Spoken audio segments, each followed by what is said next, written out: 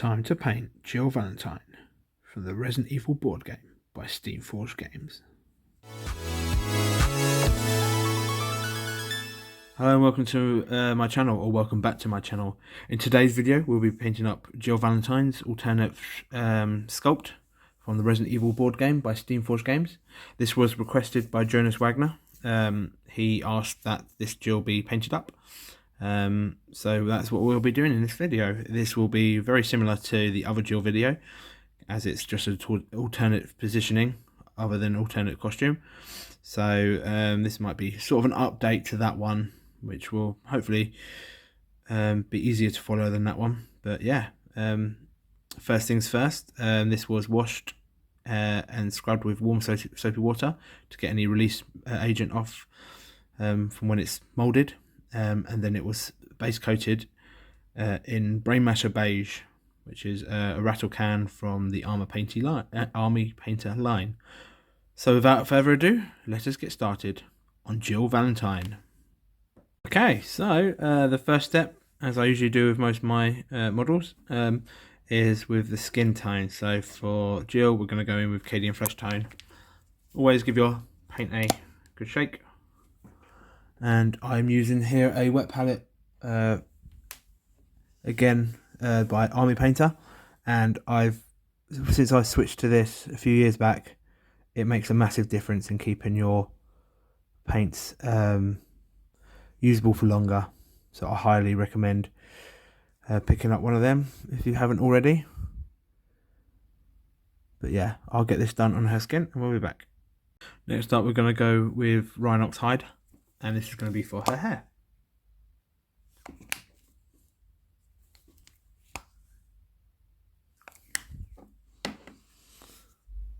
Always thin your paints down before applying. So I'll get that finished and we'll be back. Okay, so next up we're going to go in with Dark Reaper, and this is going to be for her hat, her shoulder pads, and her trousers.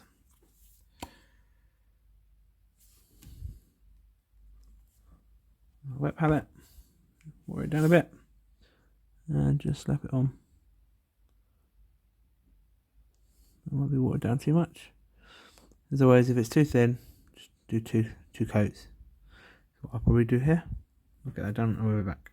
Okay, so that took a few coats to get a nice decent coverage.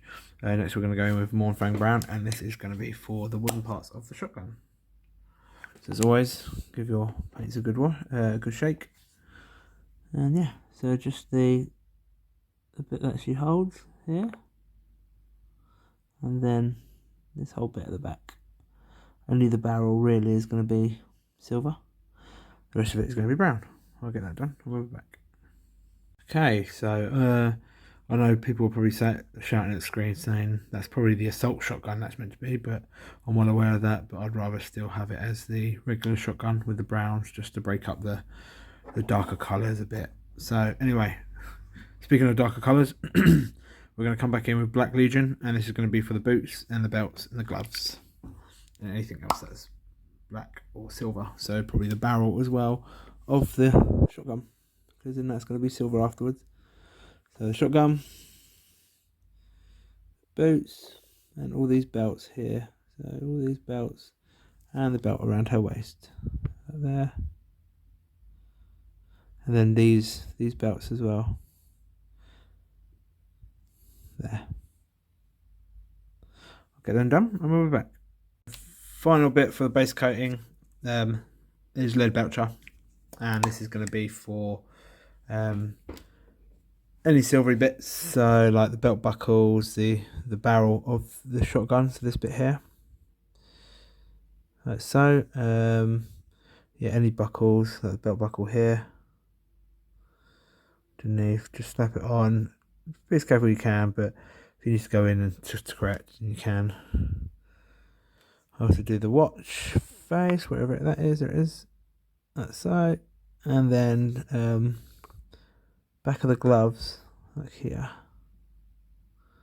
like a little metal bit on the back of the gloves. That I always do it. But yeah, I'll get that done and we'll be back.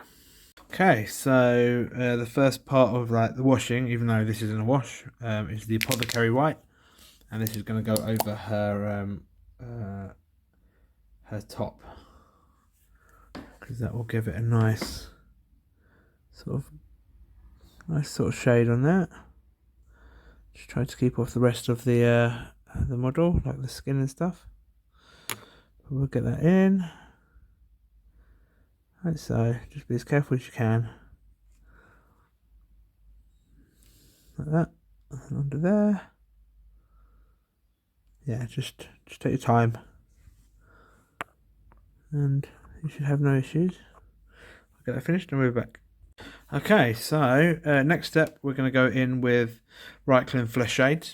And this is going to be all for all the skin tones, the hair, and also the any brown that's on the shotgun itself.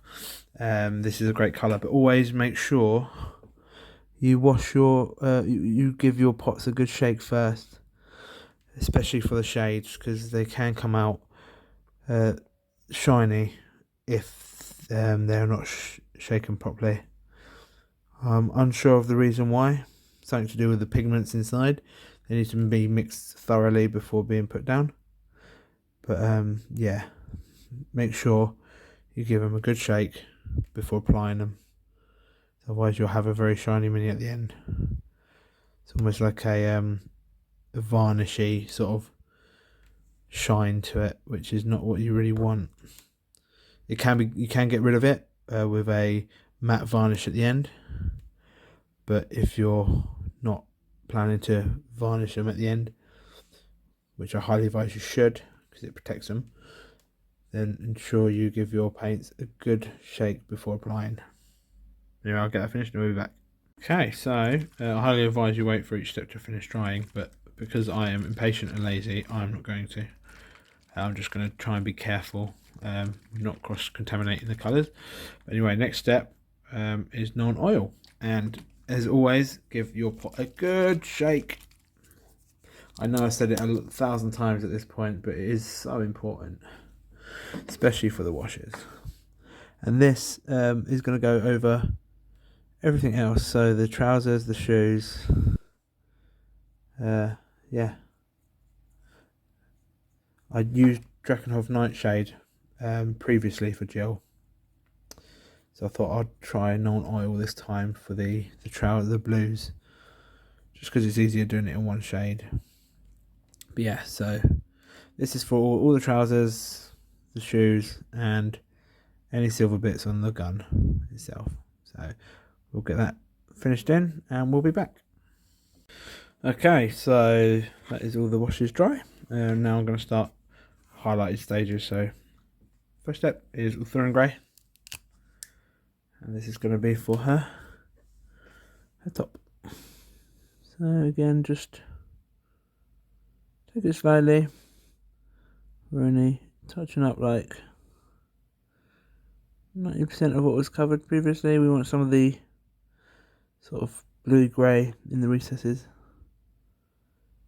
Bit of nice shade. I'll get that done and we'll be back.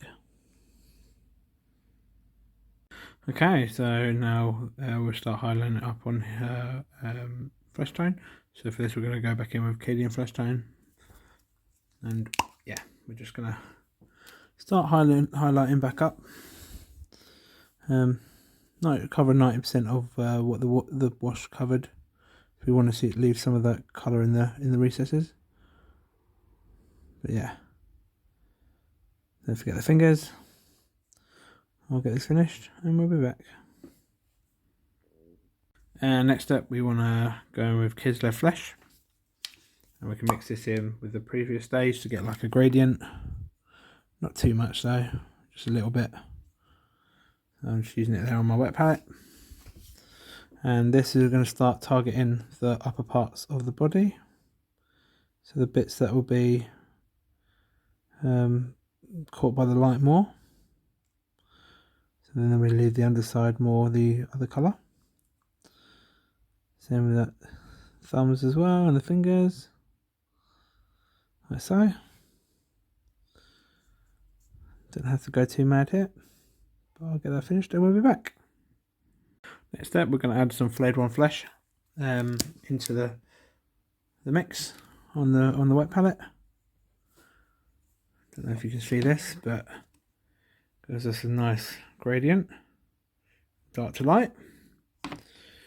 And if you work whilst the paint is still wet, you can get good shading. So again, we'll just focus on the muscle lines here and the sharper points of the face, the fingers, the top parts of the thumb, the bridge of the nose,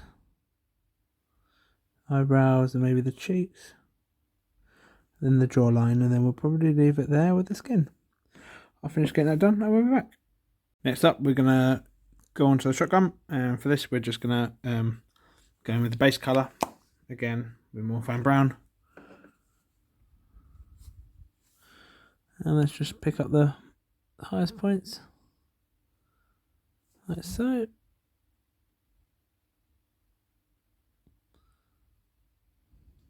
Don't go too mad here, like that. We just want to cover about, like I said, about 90% of what was washed, like that. The highlight for the shotgun is Skrag Brown, and this is literally just a few dots, just the topmost parts. So this little bit here, little line there where she's holding it, like that, like so, and then a little bit around the stock, like that. Next step, we're going to just do her hair, so we're going to go in Rhinox Hide, and this is just to start picking up where the Nuln Oil went. We just want to get a bit of highlight on there, like so, like that. Then what you can do, once you've got this out, if you've still got the previous browns in, mix a bit in with one of these browns to get like a lighter mid-tone, and then just use that as a highlight. Just a tad. She's got quite dark hair, so you don't have to go crazy with this. Like that. Like so. Okay, so now we're going to go onto the blues and start highlighting that up. So we're going to get our original blue back, which is Dark Reaper, and we want to start just bringing back some of that original colour over the Nuln Oil wash, like so. Again, like I said, about 90% of what was covered with the Nuln Oil we want to bring back to that base blue, just leaving the darker recesses with the Nuln Oil in. Don't forget to get those creases and stuff. And on the hat. So I'll finish getting this done and we'll be back. The next step, because I want more sort of greyish blue highlights, instead of mixing in like a lighter blue, I'm actually going to mix in a tiny bit of lighter grey, see how that comes out. So just a bit for this, we're just using a bit of grey sear and mixing it in with our wet palette. Just keep adding a bit of Dark Reaper and a bit of grey sear until you're happy with the colour. I'm quite happy with that. See that? And that'll be our next highlight colour. And yes, again, you're focusing more along these seams here, like so. And then on the top parts of like the folds and that in our clothes, like so. And the rim of our hat, like that. A little bit on the hat as well, on the top. Then the top of the shoulder pads, where the lights fall in. Like that, and then possibly the edges. Like that. Her buttocks. Her butt.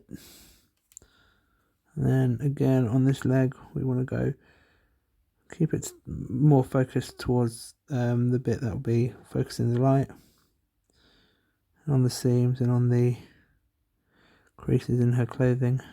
So like that, I'll finish getting that done and we'll be back. And for the next step I'm going to add even a little bit more grace here to the previous step to get a final highlight. And for this it's literally just going to be just a little bits on the curves of the shoulder pads here. Not going too mad, just where the lights might bounce off. Rim of her hat, like so. Again, I don't want to go too crazy with this final highlight. Like that. And then all the seams,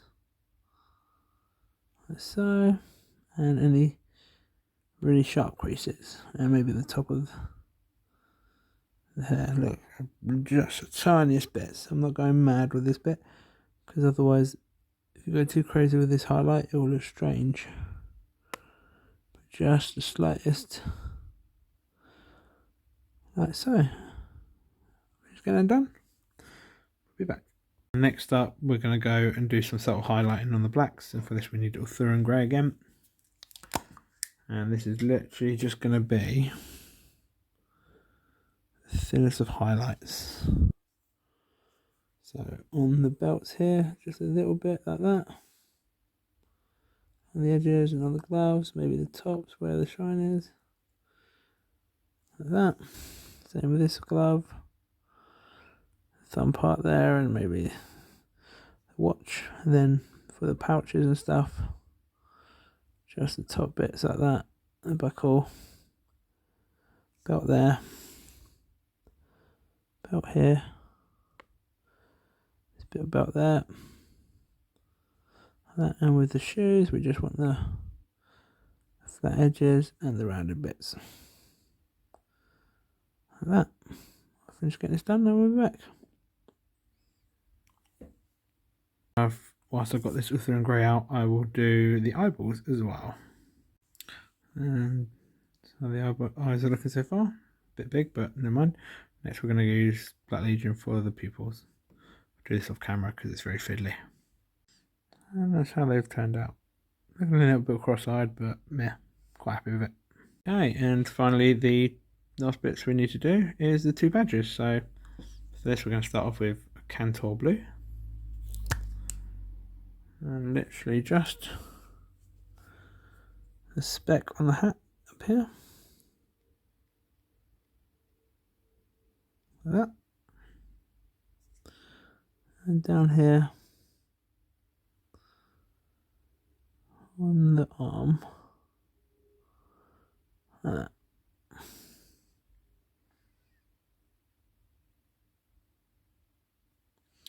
Like so.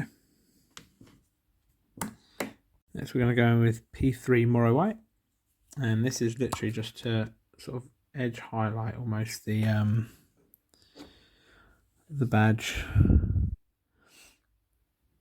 just to make it look like there's, even do like little scribbles on it to make it look like there's writing on it, like that. Just around the edge like that, like so. Do the same for this one as well. Like that. There you go. Almost there now. So one of the last steps we're going to do on this one is Averland Sunset. And these are for the 3 stars dotted on both badges. So I'm going to fine brush for this because we want to just do 3 dots. And just take your time. 1, 2, 3, like so. And the same for this badge. So that's 1, 2, and 3. Alright. Okay, and the final step for this Jill, we're going to go with Blood for the Blood God. Imagine she's been running around the mansion for a little bit, found a shotgun, but is got a little bit of blood dabbed on her. So for this, we're going to use one of these paint brush covers. Just stick a little bit of a sponge inside it, and we'll get the Blood for the Blood God. Dab it on like so. Just get a bit of tissue to get the most of it off. And just very lightly, just dab a bit on, maybe on her arm. I'll close a bit, just to make it look like she's been around the mansion a bit. Not necessarily injuries, but possibly just you know, blood splatter from zombies, heads going boom. But yeah, there you have it. That is Jill Valentine. Done. There you have it. Alternative costume Jill, along with the rest of the Stars members that have thus far been painted up. I would like to thank Jonas Wagner for the donation and the request of this Jill being painted up. So yeah, this video is for you, mate. If anyone else would like to see any particular models, remaining models from the Resident Evil the board game painted up, please drop me a donation and put your request in the message, and I will try and get it painted up for you as quick as possible. This one took a little bit longer because I had Neptune to paint up as well via request. But yeah, hopefully you're happy with this, Jonas, and yeah, thanks again for watching, everyone. Hope you enjoy, and we'll see you in the next video. Happy painting and stay safe.